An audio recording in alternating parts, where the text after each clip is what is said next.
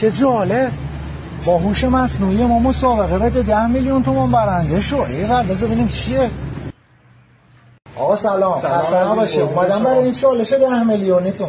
به چه صورته؟ هیچی. شما اگر تونستین از هوش مصنوعی ما یه سوال بپرسین که نتونست جواب بده، این 10 میلیون مال شماست. ولی ما یه سوال از شما میپرسیم که شما اگر نتونین جواب بدین 100,000 تومان باید به ما بدین.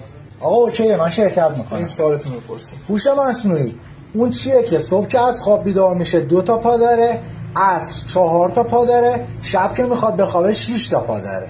بریم ببینیم. Audio Jungle.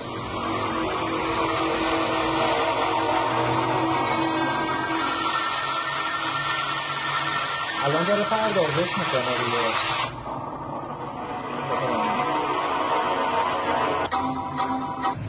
عجیب، اولین بار نتونست جواب بده. آقا مبارکتون باشه. مرسی، ما اینه.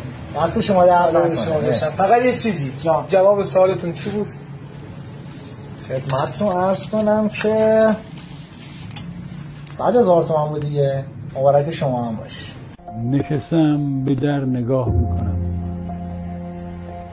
دری که آه میکشد.